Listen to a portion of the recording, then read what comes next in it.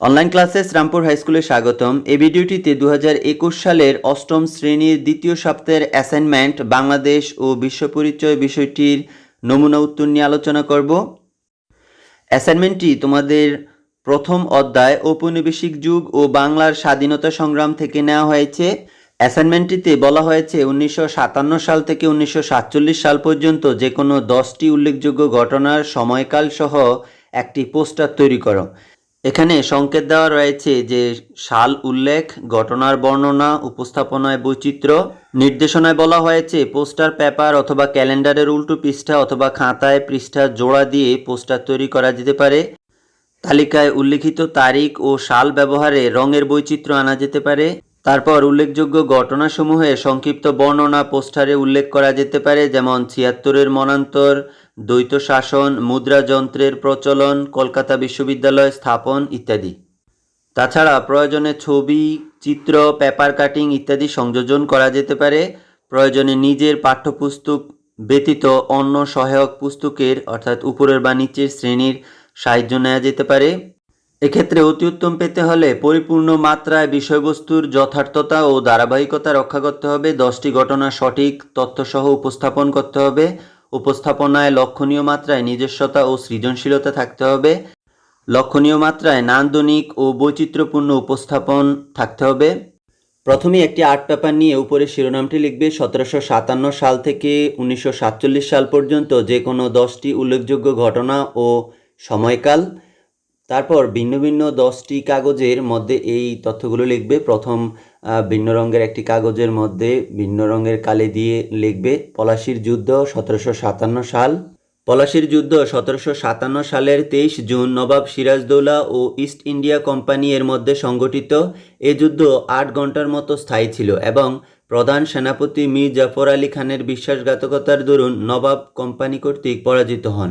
এর ফলে বাংলার ব্রিটিশ শাসনের ভিত্তি প্রতিষ্ঠিত হয়। তারপর ভিন্ন একটি অংশে লিখবে দ্বৈত শাসন 1765 সাল। 1765 সালে লর্ড ক্লাইভ বাংলার নবাব থেকে দেওয়ানি সনদ প্রাপ্ত হলে সেই শাসন প্রণালীর উদ্ভব হয়, তাই ইতিহাসে দ্বৈত শাসন নামে পরিচিত।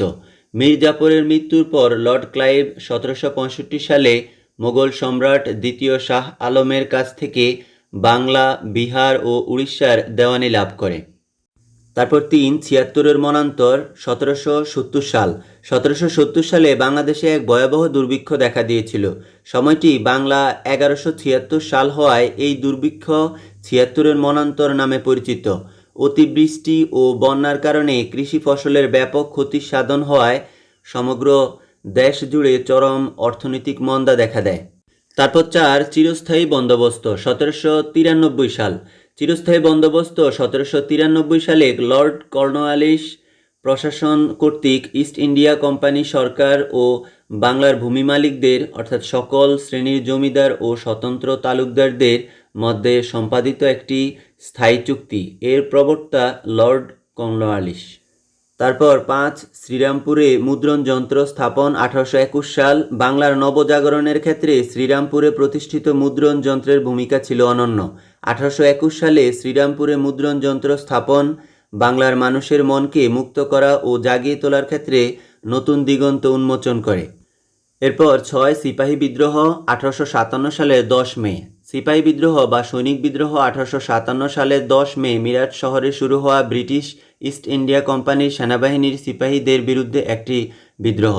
সিপাহী বিদ্রোহকে ভারতের প্রথম স্বাধীনতা যুদ্ধ, মহাবিদ্রোহ, ভারতীয় বিদ্রোহ 1857 সালের বিদ্রোহ নামেও অভিহিত করা হয়ে থাকে। তারপর 7 বঙ্গীয় আইনসভা 1861 সাল। বঙ্গীয় আইনসভা বেঙ্গল লেজিসলেটিভ অ্যাসেম্বলি ভারত শাসন সংক্রান্ত ধারাবাহিকভাবে সাংবিধানিক সংস্কারের চূড়ান্ত পরিণতি স্বরূপ গঠিত হয়েছিল। 1937 সালের সাধারণ নির্বাচনের মধ্য দিয়ে বেঙ্গল লেজিসলেটিভ অ্যাসেম্বলির যাত্রা শুরু হয়। এরপর 8 বঙ্গভঙ্গ 1905 সালের 16 অক্টোবর। উপমহাদেশের ব্রিটিশদের শাসনতান্ত্রিক ও রাজনৈতিক ইতিহাসের একটি উল্লেখযোগ্য ঘটনা বঙ্গভঙ্গ।